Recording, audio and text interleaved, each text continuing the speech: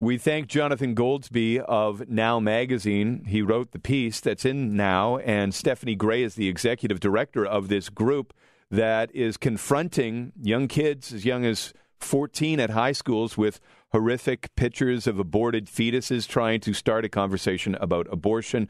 The executive director of the Canadian Centre for Bioethical Reform. Stephanie, thank you very much for your time. Thank you. Thanks for having me on. Jonathan, who wrote this piece, said that this is an act of violence when you confront young kids with these pictures. Well, if showing the truth about abortion is an act of violence, then we'd have to criticize all media outlets which show the truth of all kinds of human rights violations, such as, starvation in the third world, the Rwandan genocide. We never say those media outlets are guilty of acts of violence. What, in fact, they're doing is something good, which is exposing human rights violations. And so that's what we're doing, is we're exposing the killing of the youngest of our kind. Do we even further the conversation about abortion when you do things like this? Because we just end up talking about your tactics, not about the actual thing that you would like to resolve, and that is ending abortions. We just end up talking about these guerrilla tactics, and we don't even get to talking about your issue. Well, we've actually found just the opposite. We talk about abortion every time we show these pictures. And in fact, I've held in my arms a little baby whose mom, who was studying, decided not to have an abortion because she saw the pictures. We have met teens that have already had abortions, which means they weren't given the full facts prior to making the decision.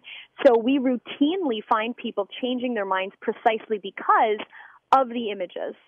Do kids not just walk by you, or do they give you the time of day?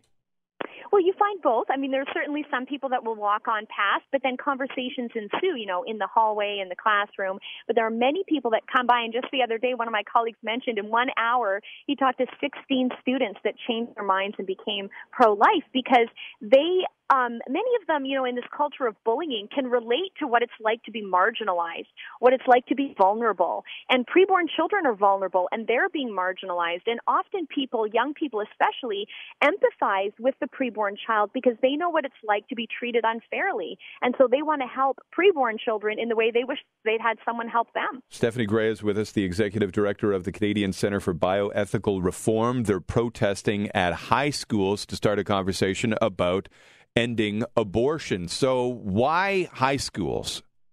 Well, because we believe if someone is old enough to have an abortion, they're old enough to see abortion.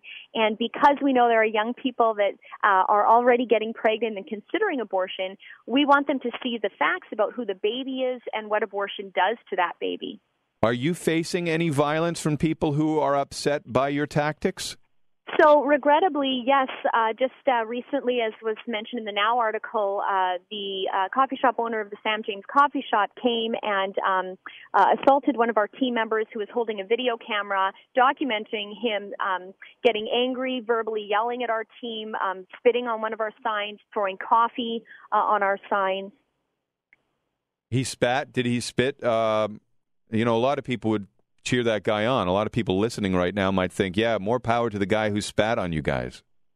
Well, I think the question we have to ask is, what kind of civil society are we that in the face of someone who disagrees with another, we spit on them? That doesn't seem civil. I think that the reality is, if the pictures we're showing are true, and they are, then we have to ask ourselves, what's worse, the picture, the dead child, or the fact that in Canada it's legal to kill preborn children and our tax dollars pay for it? You plan on continuing to target high schools?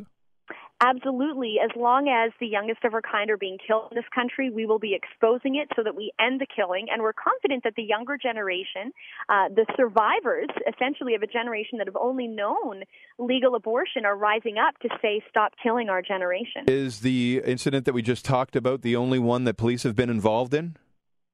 That's the most recent. There have been a few other incidents. There was a case in Thunder Bay where someone, again, a coffee shop owner, threw chocolate milk on our team, and also that's being pursued through the legal system.